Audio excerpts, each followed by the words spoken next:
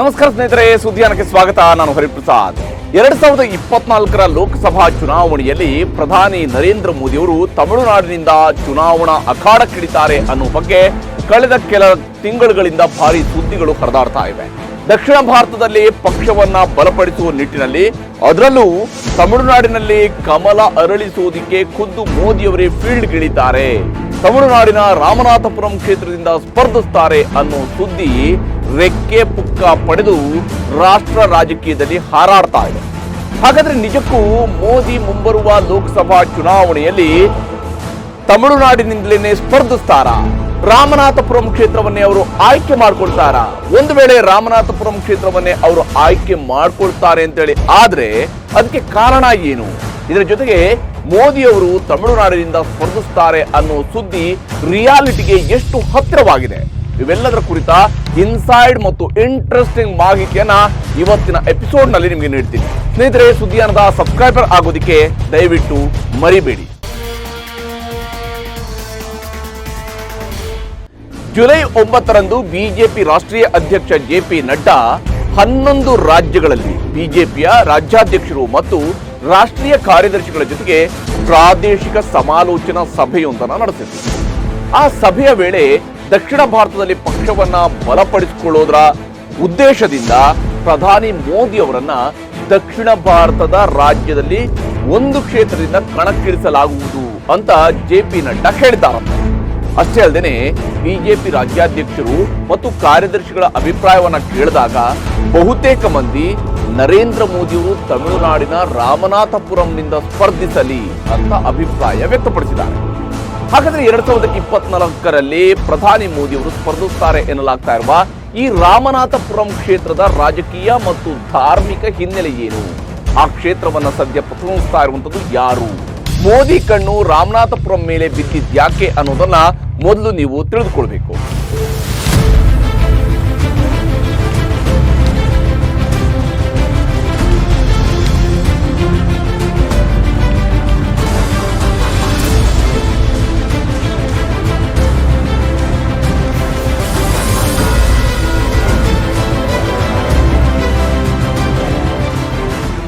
ಬ್ರಿಟಿಷರ ಕಾಲದಲ್ಲಿ ರಾಮನಾಥಪುರಂಗೆ ರಾಮನಾಡ್ ಅನ್ನುವಂತಹ ಹೆಸರಿತ್ತು.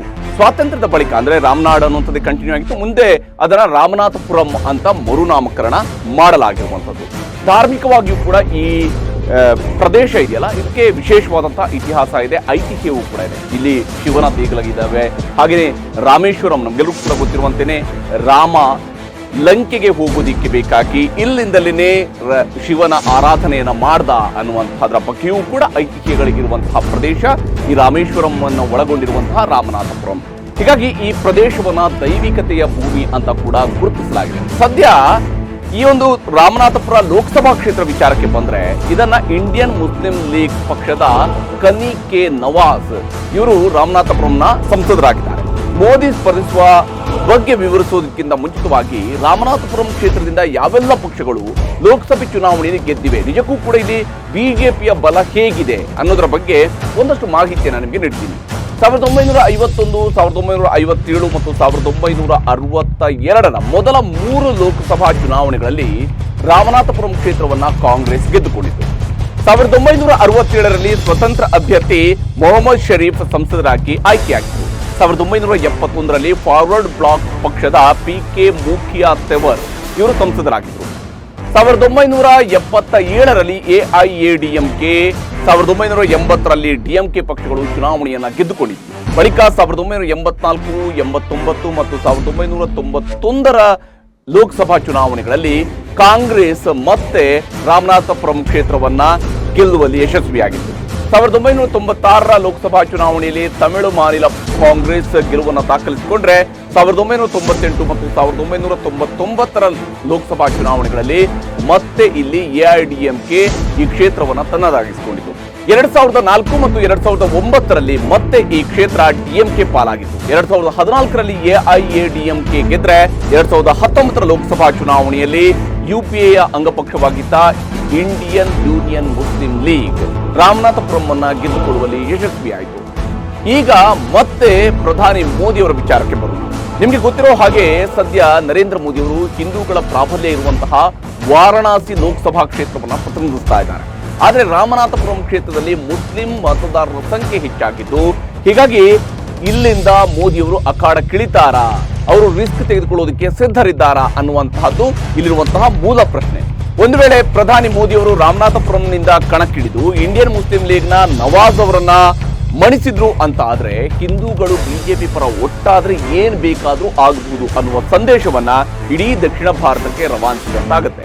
ಸದ್ಯ ಬಿಜೆಪಿ ಹೈಕಮಾಂಡ್ ಹಾಕಿರುವಂತಹ ಲೆಕ್ಕಾಚಾರ ಕೂಡ ಬಹುತೇಕ ಇದೇ ರೀತಿಯಲ್ಲಿ ಇರುವಂತೆ ಕಂಡು ಬರ್ತಾ ಇದೆ. ಪ್ರಧಾನಿ ಮೋದಿಯವರು ರಾಮನಾಥಪುರಂನಿಂದ ಸ್ಪರ್ಧೆ ಮಾಡೋ ಪ್ಲಾನ್ ಹಿಂದೆ ಇನ್ನೂ ಕೆಲವು ಪ್ರಮುಖ ಉದ್ದೇಶಗಳಿವೆ. ಸೂಕ್ಷ್ಮ ಕಾರಣಗಳು ಕೂಡ ಇಲ್ಲಿ ಅಡಗಿರುವಂತದ್ದು. ಉತ್ತರ ದಕ್ಷಿಣ ಭಾರತವನ್ನ ಇನ್ನಷ್ಟು ಒಟ್ಟುಗೂಡಿಸಿ ಸದ್ಯ ಮೋದಿಯವರು ಪ್ರತಿನಿಧಿಸುತ್ತಾ ಇರುವಂತಹ ವಾರಣಾಸಿ ಹಿಂದೂಗಳ ಅತ್ಯಂತ ಪವಿತ್ರ ಕ್ಷೇತ್ರ ಅನ್ನುವಂಥದ್ದು ನಿಮಗೆಲ್ಲ ಗೊತ್ತಿರುವಂತಹ ಸಂಗತಿ. ಕಾಶಿ ಯಾತ್ರೆ ಕೈಗೊಳ್ಳದೇ ಇದ್ರೆ ಹಿಂದೂಗಳ ಜೀವನವೇ ಅಪೂರ್ಣ ಅನ್ನುವ ನಂಬಿಕೆಯೂ ಇದೆ. ಅದೇ ರೀತಿ ತಮಿಳುನಾಡಿನ ರಾಮೇಶ್ವರಂನಲ್ಲಿ ಪೂರ್ವಜರ ಕಾರ್ಯಗಳನ್ನು ನೆರವೇರಿಸಿದರೆ ಮೃತರ ಆತ್ಮಕ್ಕೂ ಶಾಂತಿ ಸಿಗುತ್ತೆ ಅನ್ನುವಂತಹ ನಂಬಿಕೆ ಇದೆ. ಹೀಗಾಗಿ ವಾರಣಾಸಿ ಅಂದ್ರೆ ಕಾಶಿ ಮತ್ತು ರಾಮೇಶ್ವರಂ ನಡುವಿನ ಅದೃಶ್ಯ ಬಾಂಧವ್ಯವನ್ನ ಹಾಗೂ ಉತ್ತರ ದಕ್ಷಿಣ ಭಾರತದ ಹಿಂದೂಗಳನ್ನ ಈ ಎರಡು ಕ್ಷೇತ್ರಗಳ ಮೂಲಕವಾಗಿ ಭಾವನಾತ್ಮಕವಾಗಿ ಒಟ್ಟುಗೂಡಿಸೋದು ಮೋದಿ ತಲೆಯಲ್ಲಿರುವಂತಹ ಒಂದು ಲೆಕ್ಕಾಚಾರದಂತೆ ಪರಿಗಣಿಸಲಾಗಿದೆ. ಹೀಗಾಗಿ 2024ರ ಚುನಾವಣೆಯಲ್ಲಿ ವಾರಣಾಸಿ ಮತ್ತು ರಾಮನಾಥಪುರಂ ಈ ಎರಡೂ ಕ್ಷೇತ್ರಗಳಿಂದ ಸ್ಪರ್ಧಿಸುವುದರ ಮೂಲಕ ಉತ್ತರ ದಕ್ಷಿಣ ಭಾರತವನ್ನ ತಾನು ಕನೆಕ್ಟ್ ಆಗ್ತಾ ಇದ್ದೀನಿ ಅಂತ ತೋರಿಸಿಕೊಳ್ಳುವಂತಹ ಸ್ಟ್ರಾಟಜಿಯನ್ನು ಕೂಡ ಮೋದಿಯವರು ಪ್ರದರ್ಶಿಸಬಹುದು. ಇದೇ ಕಾರಣಕ್ಕೆ 2022ರಲ್ಲಿ ಕೇಂದ್ರ ಸರ್ಕಾರ ಕಾಶಿ ತಮಿಳ್ ಸಂಗಮಂ ಅನ್ನುವ ಕಾರ್ಯಕ್ರಮವನ್ನ 1 ತಿಂಗಳುಗಳ ಕಾಲ ಹಮ್ಮಿಕೊಂಡಿದೆ. ಈ ಮೂಲಕ ತಮಿಳುನಾಡು ಮತ್ತು ವಾರಣಾಸಿ ನಡುವಿನ ಶತಮಾನಗಳ ಹಿಂದಿನ ಸಂಪರ್ಕವನ್ನ ಪುನಃ ದೃಢೀಕರಿಸಲು ಮತ್ತು ಮರುಶೋಧಿಸುವುದಕ್ಕೆ ಮೋದಿ ಸರ್ಕಾರ ಮುಂದಾಗಿತ್ತು. ಮೋದಿ ಬಗ್ಗೆ ತಮಿಳರಿಗಿರುವ ದೃಷ್ಟಿಕೋನವನ್ನ ಬದಲಿಸುವ ಉದ್ದೇಶ. ತಮಿಳುನಾಡಿನಲ್ಲಿ ವಿಪಕ್ಷಗಳು ಪ್ರಧಾನಿ ಮೋದಿ ಅವರನ್ನ ತಮಿಳು ವಿರೋಧಿ ಅಂತಾನೆ ಬಿಂಬಿಸ್ತಾ ಬಂದಿದೆ. ಅದರಲ್ಲೂ 2016ರಲ್ಲಿ ಮಾಜಿ ಸಿಎಂ ಜಯಲಲಿತಾ ಅವರು ಮೃತಪಟ್ಟ ಬಳಿಕ ಮೋದಿ ತಮಿಳು ವಿರೋಧಿ, ದಕ್ಷಿಣ ಭಾರತದ ವಿರೋಧಿ ಅಂತ ಬಿಂಬಿಸುವಲ್ಲಿ ಬಹುತೇಕರು ಯಶಸ್ವಿಯಾದಂತೆ ಕಂಡು ಬರ್ತಾ ಇದ್ದಾವೆ.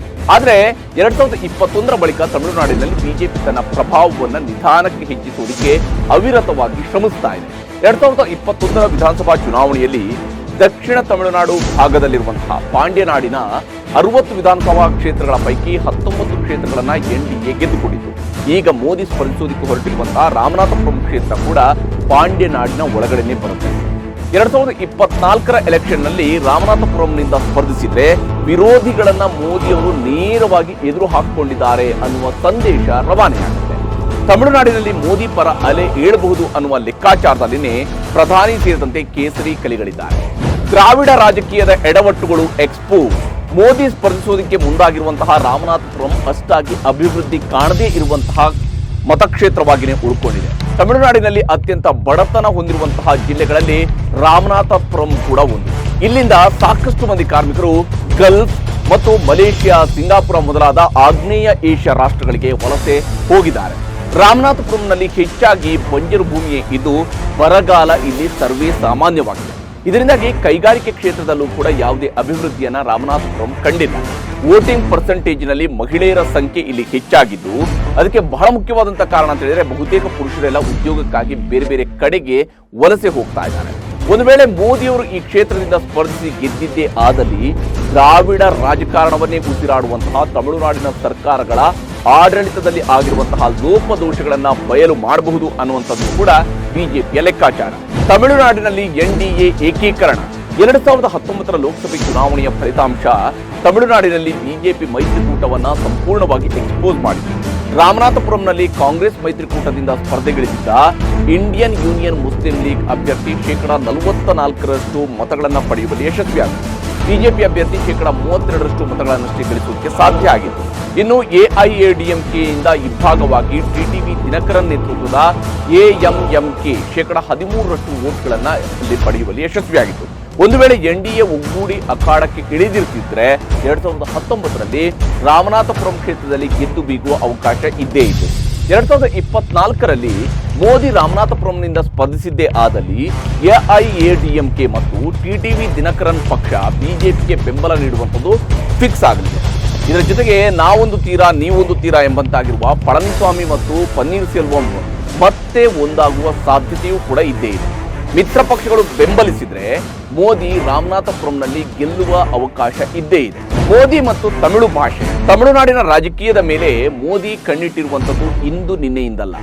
ಪ್ರಧಾನಿಯಾದಾಗಲಿಂದಲೂ ಕೂಡ ತಮ್ಮ ಭಾಷಣಗಳಲ್ಲಿ ಹಲವು ಬಾರಿ ತಮಿಳು ಸಾಹಿತ್ಯದ ಬಗ್ಗೆ ಉಲ್ಲೇಖ ಮಾಡ್ತಾನೆ ಬಂದಿದ್ದಾರೆ. ಚೀನಾದ ಅಧ್ಯಕ್ಷ ಕ್ಸಿ ಜಿನ್ಪಿಂಗ್ ಜೊತೆಗೆ ತಮಿಳುನಾಡಿನಲ್ಲಿ ಪಕ್ಕಾ ತಮಿಳು ಸ್ಟೈಲ್ನಲ್ಲೇನೆ ಪ್ರಧಾನಿ ಮೋದಿಯವರು ಕಾಣಿಸ್ಕೊಂಡು, ಅಷ್ಟೇ ಅಲ್ಲದೆ ಸಂಸತ್ನಲ್ಲಿ ತಮಿಳುನಾಡಿನ ಪಂಡಿತರ ಸಮ್ಮುಖದಲ್ಲಿ ಸೆಂಗೋಲ್ ಸ್ಥಾಪನೆ ಮಾಡಿರುವುದರ ಹಿಂದೆಯೂ ಕೂಡ ಮೋದಿಯವರ ರಾಜಕೀಯ ತಂತ್ರಗಾರಿಕೆ ಇದ್ದೇ ಇದೆ. ಈ ಮೂಲಕ ತಮಿಳುನಾಡಿನ ಜನತೆಗೆ ಸ್ನೇಹ ಸಂದೇಶವನ್ನ ಅವರು ಕಳುಹಿಸ್ತಾನೆ ಬಂದಿದ್ದಾರೆ. तमिलनाडु भारतीय राष्ट्रवाद का गढ़ रहा है। तमिल लोगों के दिल में हमेशा से भारत के कल्याण की भावना रही है.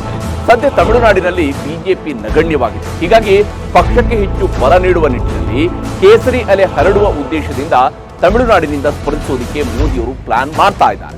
2014ರಲ್ಲಿ ಮೋದಿ ವಾರಣಾಸಿಯಿಂದ ಸ್ಪರ್ಧಿಸಿದ್ದು ಇಡೀ ಉತ್ತರ ಪ್ರದೇಶವನ್ನ ತನ್ನ ತೆಕ್ಕೆಗೆ ಹಾಕಿಕೊಳ್ಳುವಲ್ಲಿ ಬಿಜೆಪಿಗೆ ದೊಡ್ಡ ಮಟ್ಟದ ಸಹಕಾರಿಯಾಗಿತ್ತು. ಅದೇ ರೀತಿ ರಾಮನಾಥಪುರಂನಲ್ಲಿ ಸ್ಪರ್ಧಿಸಿದ್ರೆ ತಮಿಳುನಾಡು ರಾಜಕೀಯ ಮತ್ತು ಮತದಾರರ ಮೇಲೆ ಪರಿಣಾಮ ಬೀರುವ ಲೆಕ್ಕಾಚಾರದಲ್ಲಿ ಬಿಜೆಪಿ ಇದೆ. ಮೋದಿ ಸ್ಪರ್ಧೆಯಿಂದ ಎನ್ಡಿಎ ಕೆಲ ಕ್ಷೇತ್ರಗಳನ್ನ ಗೆಲ್ಲೋದ್ರ ಜೊತೆಗೆ ಬಿಜೆಪಿ ಗಳಿಸಿರುವ 10% ವೋಟ್ ಶೇರ್ ಅನ್ನ 20%ಕ್ಕೆ ಹೆಚ್ಚಿಸಿಕೊಳ್ಳುವಂತಹ ಒಂದು ನಿರೀಕ್ಷೆಯನ್ನು ಕೂಡ ಬಿಜೆಪಿ ಇಟ್ಕೊಂಡಿದೆ. ಆದರೆ ಪ್ರಧಾನಿ ಮೋದಿ ವಿಚಾರದಲ್ಲಿ ನಾವು ಇನ್ನೊಂದು ಸಂಗತಿಯನ್ನ ಹೇಳಲೇಬೇಕು. ಮೋದಿ ಇದುವರೆಗೂ ಚುನಾವಣಾ ಅಖಾಡಕ್ಕಿಳಿಯುವಾಗ ತಮ್ಮ ಕ್ಷೇತ್ರದ ಆಯ್ಕೆಯಲ್ಲಿ ಯಾವುದೇ ರಿಸ್ಕ್ ತೆಗೆದುಕೊಂಡಂತಹ ಉದಾಹರಣೆ ಇಲ್ಲವೇ ಇಲ್ಲ. ಮುಖ್ಯಮಂತ್ರಿಯಿಂದ ಹಿಡಿದು ಪ್ರಧಾನಮಂತ್ರಿಯವರೆಗೆ, ವಿಧಾನಸಭೆ ಚುನಾವಣೆಯಿಂದ ಹಿಡಿದು ಲೋಕಸಭೆ ಚುನಾವಣೆವರೆಗೂ ಕೂಡ ಬಿಜೆಪಿ ಪ್ರಾಬಲ್ಯ ಹೊಂದಿರುವ ಕ್ಷೇತ್ರಗಳನ್ನಷ್ಟೇ ಮೋದಿಯವರು ಆಯ್ಕೆ ಮಾಡಿಕೊಂಡಿದ್ದಾರೆ. 2001ರಲ್ಲಿ ಮೊದಲ ಬಾರಿಗೆ ಅವರು ಗುಜರಾತ್ನ ಮುಖ್ಯಮಂತ್ರಿಯಾಗಿ ಆಯ್ಕೆಯಾದಾಗ ಮೋದಿ ಯಾವುದೇ ಚುನಾವಣೆಗಳಲ್ಲಿ ಸ್ಪರ್ಧಿಸಿರಲಿಲ್ಲ, ಯಾವುದೇ ಚುನಾವಣೆಯಲ್ಲಿ ಗೆದ್ದಿರಲಿಲ್ಲ. ಸಿಎಂ ಆಗಿ 6 ತಿಂಗಳೊಳಗೆ ಕರ್ನಾಟಕದ ಮಾಜಿ ರಾಜ್ಯಪಾಲ ವಜುಭಾಯಿ ವಾಲಾ ಅವರು ಪ್ರತಿನಿಧಿಸ್ತಾ ಇದ್ದಂತಹ ಬಿಜೆಪಿಯ ಭದ್ರಕೋಟೆಯಾಗಿದ್ದ ರಾಜ್ಕೋಟ್ ಕ್ಷೇತ್ರವನ್ನ ಮೋದಿಯವರು ಪಡ್ಕೊಳ್ತಾರೆ, ಅಥವಾ ಮೋದಿಯವರಿಗೆ ಅದನ್ನ ವಜುಭಾಯಿ ವಾಲಾ ಅವರು ಅವತ್ತು ಬಿಟ್ಟುಕೊಡ್ತಾರೆ. ಅಲ್ಲಿಂದಲೇ ಸ್ಪರ್ಧಿಸಿ ಮೋದಿಯವರು ಮೊದಲ ಬಾರಿಗೆ ವಿಧಾನಸಭೆ ಚುನಾವಣೆಯಲ್ಲಿ ಗೆಲುವನ್ನು ಸಾಧಿಸುತ್ತಾರೆ.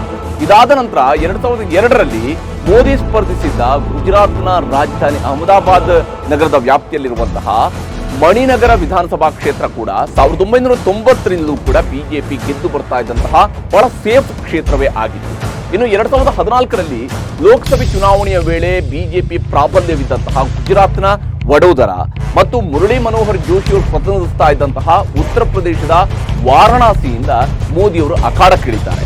ವಾರಣಾಸಿಯಿಂದ ಮೋದಿ ಸ್ಪರ್ಧಿಸುವ ಮೂಲಕ ಗುಜರಾತ್ನ ಹೊರಗೂ ಸ್ಪರ್ಧಿಸುವ ರಿಸ್ಕ್ ತೆಗೆದುಕೊಂಡಿದ್ದಾರೆ ಅಂತ ಕೇಳಬಹುದೇ ಹೊರತು ವಾಸ್ತವವಾಗಿ ವಾರಣಾಸಿ ಕೂಡ ಬಿಜೆಪಿಯ ಭದ್ರಕೋಟೆಯೇ ಆಗಿತ್ತು. ಯಾಕಂದ್ರೆ 2004ರ ಲೋಕಸಭಾ ಚುನಾವಣೆಯನ್ನು ಹೊರತುಪಡಿಸಿದ್ರೆ 1991ರಿಂದ ವಾರಣಾಸಿಯಲ್ಲಿ 2014ರವರೆಗೆ ಒಟ್ಟು 5 ಬಾರಿ ಬಿಜೆಪಿ ಗೆಲುವನ್ನು ದಾಖಲಿಸಿಕೊಳ್ಳುವಲ್ಲಿ ಯಶಸ್ವಿಯಾಗಿತ್ತು. ಹೀಗೆ ಮೋದಿ ಇದುವರೆಗೂ ಕೂಡ ಚುನಾವಣೆಗಳಲ್ಲಿ ಸ್ಪರ್ಧಿಸುವಾಗ ರಿಸ್ಕ್ ತೆಗೆದುಕೊಂಡವರು ಅಲ್ವೇ ಅಲ್ಲ. ಹೀಗಾಗಿ 2024ರಲ್ಲಿ ಬಿಜೆಪಿ ಇದುವರೆಗೂ ಗೆಲ್ಲದ ತಮಿಳುನಾಡಿನ ರಾಮನಾಥಪುರಂನಲ್ಲಿ ಮೋದಿ ಸ್ಪರ್ಧಿಸ್ತಾರಾ ಅನ್ನುವಂಥದ್ದೇ ಇಲ್ಲಿರುವ ಯಕ್ಷ ಪ್ರಶ್ನೆ. ಒಂದು ವೇಳೆ ಮೋದಿ ರಾಮನಾಥಪುರಂನಲ್ಲಿ ಸ್ಪರ್ಧಿಸಿದ್ರು ಅತ್ತ ವಾರಣಾಸಿಯಿಂದ ಅಖಾಡಕ್ಕಿಳಿಯುವಂಥದ್ದಂತೂ ಗ್ಯಾರಂಟಿ ಇದ್ದೇ ಇದೆ. ಒಂದು ವೇಳೆ ಮೋದಿ ಮುಂಬರುವ ಲೋಕಸಭಾ ಚುನಾವಣೆಯಲ್ಲಿ ತಮಿಳುನಾಡಿನಿಂದ ಸ್ಪರ್ಧಿಸಿದ್ದೇ ಆದಲ್ಲಿ ರಾಷ್ಟ್ರ ರಾಜಕೀಯದಲ್ಲಿ ಹೊಸ ಇತಿಹಾಸವನ್ನು ಸೃಷ್ಟಿಸಲಿದ್ದಾರೆ. ಯಾಕಂದ್ರೆ ಉತ್ತರ ಭಾರತ ಮೂಲದ ಯಾವೊಬ್ಬ ಪ್ರಭಾವಿ ನಾಯಕ ಕೂಡ ತಮಿಳುನಾಡಿನಿಂದ ಇದುವರೆಗೆ ಸ್ಪರ್ಧಿಸುವ ಸಾಹಸವನ್ನ ಮಾಡಿಲ್ಲ. ಈ ಹಿಂದೆ ಇಂದಿರಾ ಗಾಂಧಿ ಅವರಿಗೆ ತಾಂಜಾವೂರಿನಿಂದ ಸ್ಪರ್ಧಿಸೋದಿಕ್ಕೆ ಆಫರ್ ಇತ್ತಾದ್ರೂ ಕೂಡ ಅವರು ಅಲ್ಲಿ ಅಖಾಡಕ್ಕಿಳಿಯುವಂತಹ ಮನಸ್ಸು ಮಾಡಿರಲಿಲ್ಲ. ಗಾಂಧಿ ಕುಟುಂಬ ಕರ್ನಾಟಕ, ಆಂಧ್ರ ಪ್ರದೇಶ ಮತ್ತು ಕೇರಳದಲ್ಲಿ ಸ್ಪರ್ಧಿಸಿದೆ, ಆದರೂ ತಮಿಳುನಾಡಿಗೆ ಎಂಟ್ರಿ ಕೊಟ್ಟಿಲ್ಲ. ಯಾಕಂದ್ರೆ ಮೋದಿ ಆಗಲಿ ಗಾಂಧಿ ಕುಟುಂಬದ ಮಂದಿಯೇ ಆಗಲಿ ತಮಿಳುನಾಡಿನಲ್ಲಿ ಗೆಲ್ಲುವಂಥದ್ದು ಅಷ್ಟೊಂದು ಸುಲಭದ ಮಾತಲ್ಲ. ಯಾಕಂದ್ರೆ ತಮಿಳುನಾಡಿನಲ್ಲಿ ತಕ್ಕಮಟ್ಟಿಗೆ ಕಾಂಗ್ರೆಸ್ ಅನ್ನ ಬಿಟ್ಟರೆ ಇನ್ಯಾವ ರಾಷ್ಟ್ರೀಯ ಪಕ್ಷಗಳಿಗೂ ಕೂಡ ಅಂತಹ ಪ್ರಭಾವ ಬೀರುವ ಅವಕಾಶವೂ ಕೂಡ ಕಂಡು ಬರ್ತಾ ಇಲ್ಲ. ವಿಧಾನಸಭೆ ಚುನಾವಣೆ ಆಗಲಿ ಲೋಕಸಭೆ ಚುನಾವಣೆ ಆಗಲಿ ತಮಿಳು ಜನತೆ ಸ್ಥಳೀಯ ಪಕ್ಷಗಳಿಗೆ ಹೆಚ್ಚು ಪ್ರಾಧಾನ್ಯತೆ ನೀಡ್ತಾ ಬಂದಿದ್ದಾರೆ. ಬಿಜೆಪಿಯ ಹಿಂದುತ್ವ ಕಾರ್ಡು ಅಥವಾ ಭಾವನಾತ್ಮಕವಾಗಿ ಜನರನ್ನ ಬುತ್ತಿಗೆ ಹಾಕೊಳ್ಳುವಂತಹ ರಾಜಕೀಯ ದಾಳಗಳು ತಮಿಳುನಾಡಿನಲ್ಲಿ ಪ್ರಭಾವ ಬೀರುವ ಸಾಧ್ಯತೆ ಸ್ವಲ್ಪ ಮಟ್ಟಿಗೆ ಕಡಿಮೆ ಇದ್ದೇ ಇದೆ. ಜೊತೆಗೆ ಇತ್ತೀಚಿನ ವರ್ಷಗಳಲ್ಲಿ ಸಿಎಂ ಸ್ಟಾಲಿನ್ ನೇತೃತ್ವದಲ್ಲಿ ಡಿಎಂಕೆ ಪಕ್ಷ ಮತ್ತಷ್ಟು ಪ್ರಬಲವಾಗಿ ಬೆಳೆದು ನಿಲ್ತಾ ಇದೆ. ಜಯಲಲಿತಾ ಸಾವಿನ ಬಳಿಕ ಎಐಎಡಿಎಂಕೆ ಒಡೆದ ಮನೆಯಾಗಿದ್ದು ನಾಯಕತ್ವದ ಕೊರತೆಯಿಂದ ಪಕ್ಷದ ಪ್ರಭಾವ ಕುಗ್ಗುತ್ತಾ ಇದೆ. ಇದನ್ನೇ ಅವಕಾಶವಾಗಿ ಬಳಸಿಕೊಳ್ಳೋದಕ್ಕೆ ಬಿಜೆಪಿ ಈಗ ಪ್ರಯತ್ನವನ್ನ ಮಾಡಬಹುದು. ಅಂದ ಹಾಗೆ ಬಿಜೆಪಿಯ ಚುನಾವಣಾ ಚಾಣಕ್ಯ ಅಮಿತ್ ಶಾ ತಮಿಳುನಾಡಿನಿಂದಲೇ ಒಬ್ರು ಪ್ರಧಾನಿಯಾಗಲಿದ್ದಾರೆ ಎಂದಿರುವಂತಹ ಮಾತಿನ ಅರ್ಥ ಕೂಡ ಮೋದಿಯವರೇ ತಮಿಳುನಾಡಿನಿಂದ ಗೆದ್ದು ಪ್ರಧಾನಿಯಾಗಬಹುದು ಅನ್ನೋದಕ್ಕೆ ಸೀಮಿತ ಆಗಿರುವಂಥದ್ದು. ಇದುವರೆಗೆ ಕನ್ಯಾಕುಮಾರಿ, ನಾಗರಕೋಯಿಲ್ ಮೊದಲಾದಂತಹ ಲೋಕಸಭಾ ಕ್ಷೇತ್ರಗಳನ್ನ ಬಿಜೆಪಿ ಗೆದ್ದಿರುವಂತಹ ಇತಿಹಾಸ ಇದೆ. ಈಗ ಮೋದಿಯವರು ನಿಜಕ್ಕೂ ರಾಮನಾಥಪುರಂನಿಂದ ಸ್ಪರ್ಧಿಸಿ ಕೇಸರಿ ಪತಾಕೆ ಹಾರಿಸುವಲ್ಲಿ ಯಶಸ್ವಿಯಾದರೆ ದೇಶದ ರಾಜಕೀಯದಲ್ಲಿ ಅತಿ ದೊಡ್ಡ ಯಶಸ್ಸು ಸಾಧಿಸಿದಂತಾಗಲಿದೆ. ಆದರೆ ದ್ರಾವಿಡ ರಾಜಕಾರಣದ ಹೆಗ್ಗುರುತಾಗಿರುವ ತಮಿಳುನಾಡು ಅಷ್ಟು ಸುಲಭವಾಗಿ ಉತ್ತರ ಭಾರತದ ರಾಜಕಾರಣಿಗಳಿಗೆ ಒಲಿಯುತ್ತದಾ ಎಂಬ ಪ್ರಶ್ನೆಗೂ ಕೂಡ ಮೋದಿಯವರು ಸ್ಪರ್ಧಿಸಿದರೆ ನಿಖರ ಉತ್ತರ ಸಿಗಬಹುದು. ಪ್ರಧಾನಿ ಮೋದಿಯವರು ತಮಿಳುನಾಡಿನಿಂದ ಸ್ಪರ್ಧಿಸುವ ಸಾಧ್ಯತೆಯ ಬಗ್ಗೆ ನಿಮ್ಮ ಅಭಿಪ್ರಾಯವನ್ನ ಕಾಮೆಂಟ್ ಮೂಲಕ ತಿಳಿಸೋದಕ್ಕೆ ಮರಿಬೇಡಿ. ನಮಸ್ಕಾರ.